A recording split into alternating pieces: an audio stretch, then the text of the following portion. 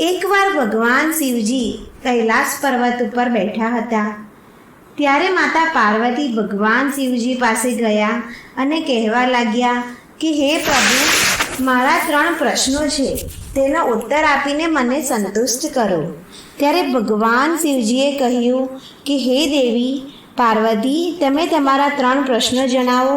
હું તમારા પ્રશ્નનો ઉત્તર અવશ્ય આપીશ અને તમને પૂરી રીતે સંતુષ્ટ કરવાનો પ્રયત્ન કરીશ.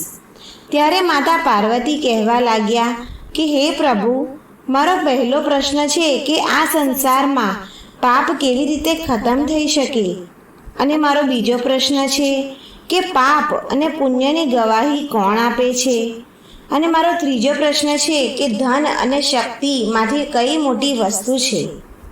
ત્યારે ભગવાન શિવજીએ કહ્યું કે હે દેવી પાર્વતી, હું તમને એક કથા સંભળાવું છું, એ તમે ધ્યાનથી સાંભળજો.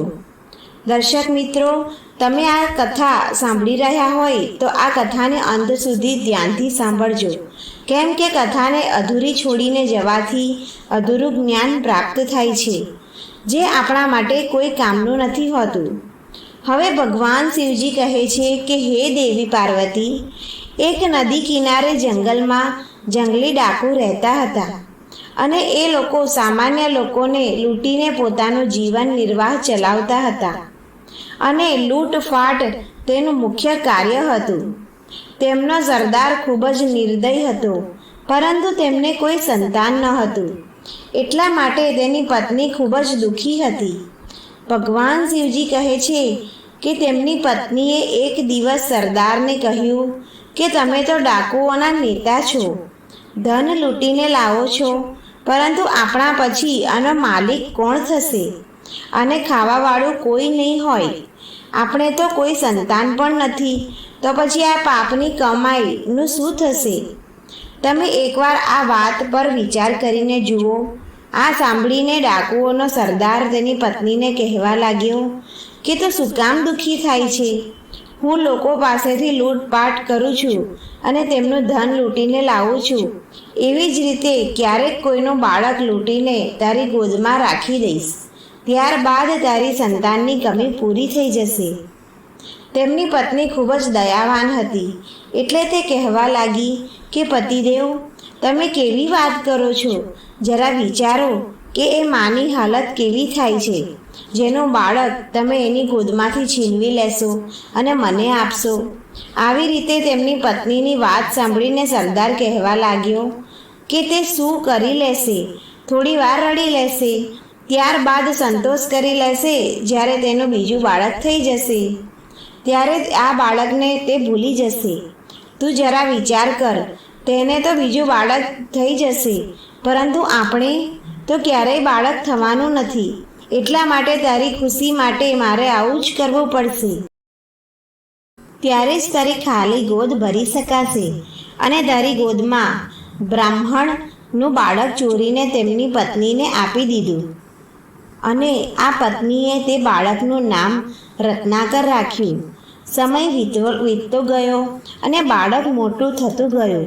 મોટું થઈને આ બાળક પણ આ ડાકુઓ વચ્ચે રહીને પોતાનું જીવન નિર્વાહ માટે તેમના પિતાની જેમ લૂંટપાટ કરવા લાગ્યો, અને એ ધનથી પોતાનું જીવન ચલાવવા લાગ્યો.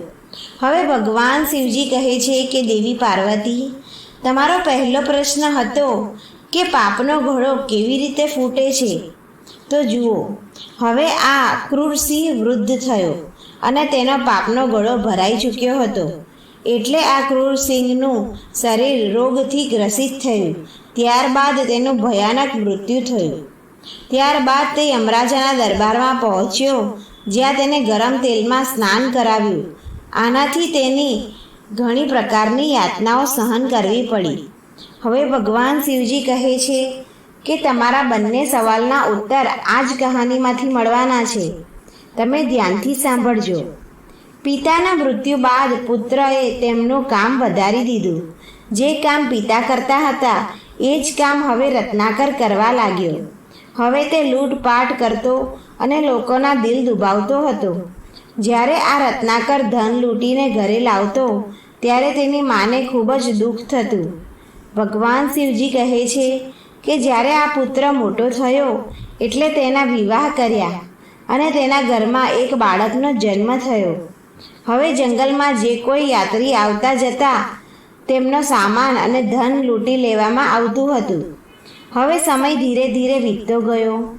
એક દિવસ એ રસ્તેથી 5 ઋષિમુનિઓ યજ્ઞમાં ભાગ લેવા માટે જઈ રહ્યા હતા અને તેમની સાથે નારદજી પણ હતા અને તેઓ પોતાની વીણા વગાડી ઈશ્વરનું ભજન કરતા હતા.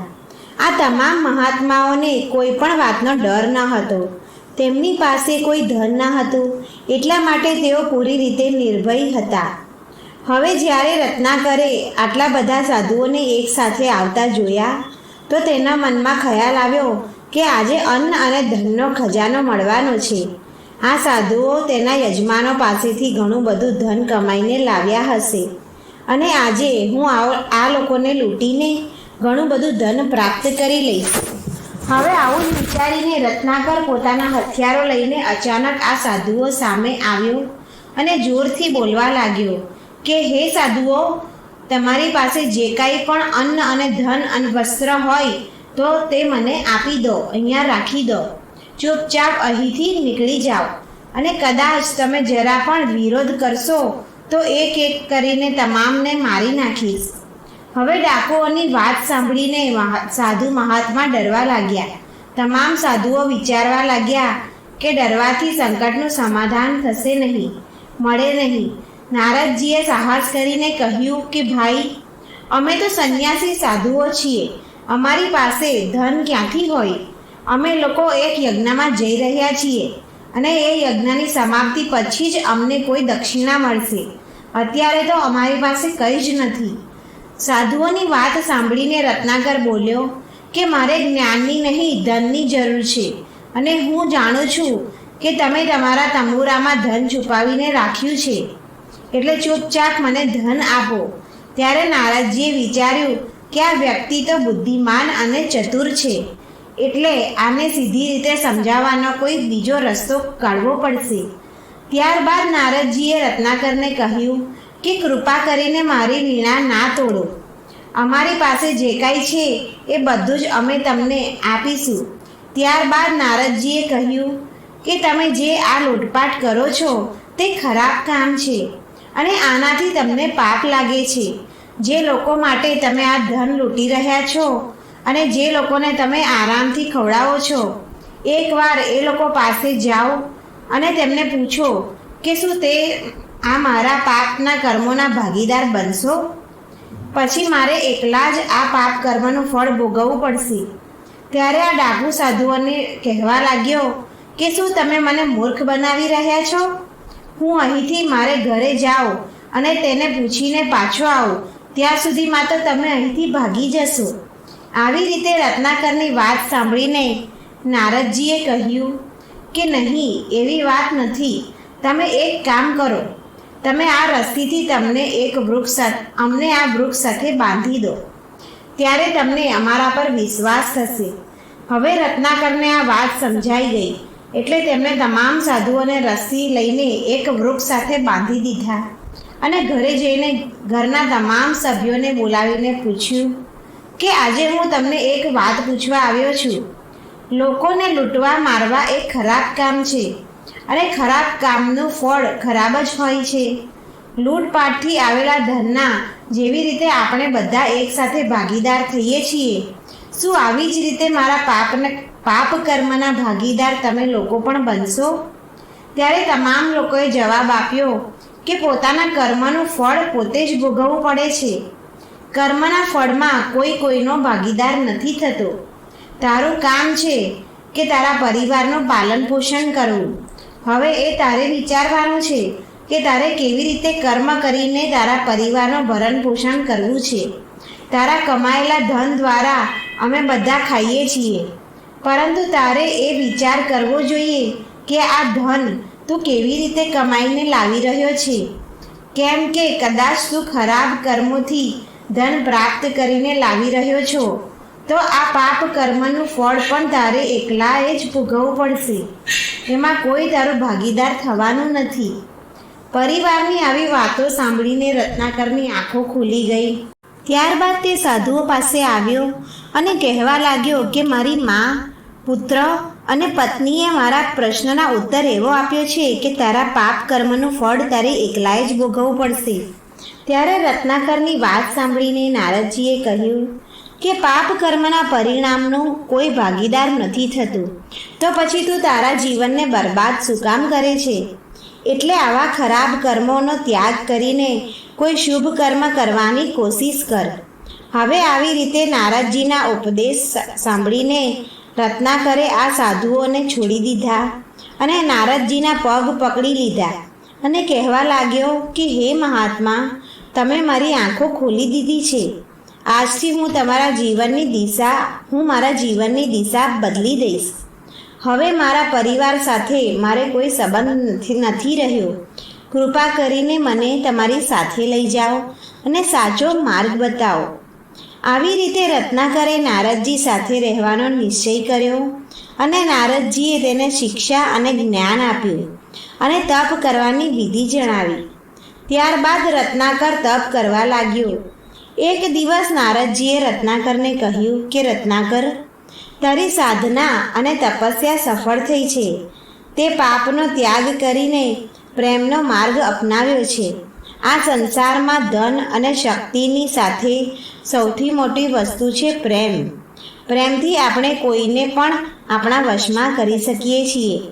પ્રેમથી તો આપણે ભગવાનને પણ આપણા વશમાં કરી શકીએ છીએ. તારા આ પ્રેમથી વશ થઈને સરસ્વતી દેવીએ તને મહાકાવ્ય લખવાની કળા આપી છે. આજથી તમને વાલ્મીકી કહેવામાં આવશે. હવે તમે એવું સમજી લો કે તમારો પુનર્જન્મ થયો છે. હવે ભગવાન શિવજી કહે છે કે હે દેવી પાર્વતી, ધન અને શક્તિથી મોટી વસ્તુ પ્રેમ છે અને એ જ પ્રેમના પ્રભાવથી મોટામાં મોટી શક્તિઓ પણ વશ થઈ જાય છે. અને પ્રેમનો પ્રભાવ એવો થયો કે વાલ્મીકીજીએ નારદજી અને દેવી સરસ્વતીને પ્રણામ કર્યા.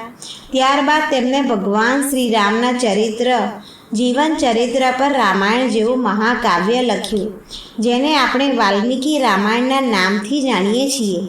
ત્યારે ભગવાન શિવજીએ કહ્યું કે હે દેવી પાર્વતી, તમારો બીજો પ્રશ્ન હતો કે પાપ અને પુણ્યની ગવાહી યમરાજાને કોણ આપે છે? કેમ કે મનુષ્ય છુપાઈને પાપ કરે છે. તે હંમેશા જાણતો હોય છે કે કોઈએ તેને નથી જોયો, પરંતુ મનુષ્ય એવું નથી જાણતો કે મનુષ્યના પાપ અથવા પુણ્ય કરે છે તેને જોવાવાળા 11 સાક્ષી હોય છે, જે યમરાજના દરબારમાં જઈને ગવાહી આપે છે કે તેમને શું શું સારું કર્યું છે અને શું શું ખરાબ કર્યું છે, અને એના આધાર પર જ એને સજા મળે છે. આ પૃથ્વી પર મનુષ્ય બંને પ્રકારના કર્મ કરે છે.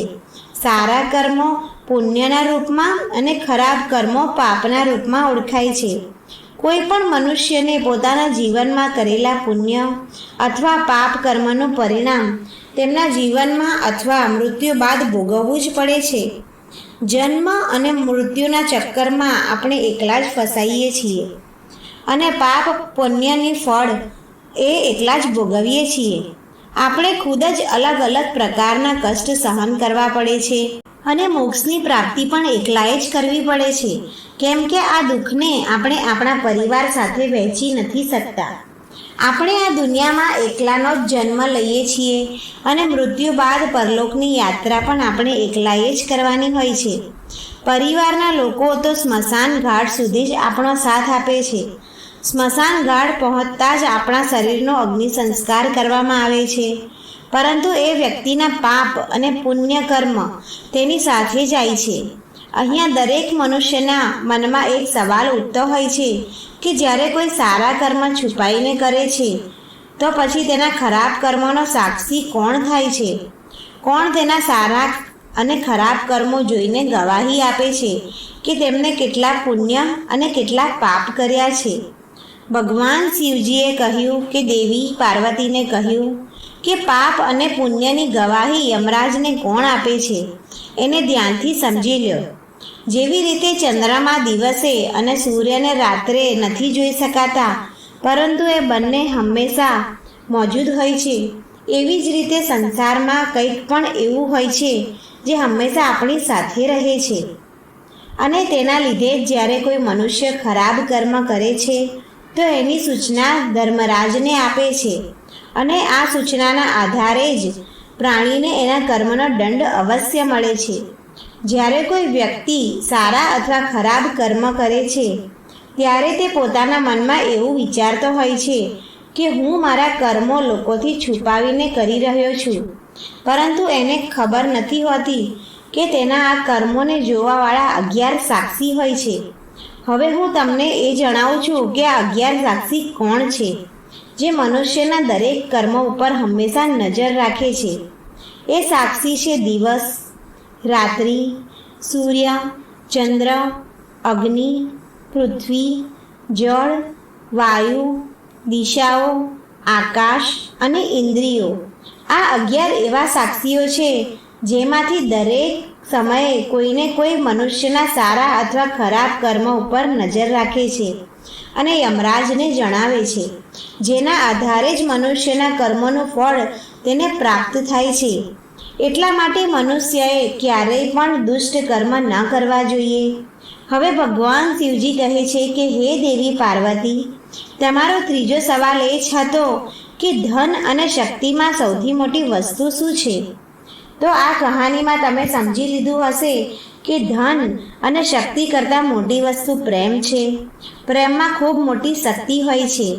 પ્રેમથી મોટા મોટા શક્તિશાળીઓને પણ વશમાં કરી શકાય છે, અને પ્રેમથી જ માતા પિતાનું સન્માન કરીને તેમના આશીર્વાદ પ્રાપ્ત કરી શકાય છે.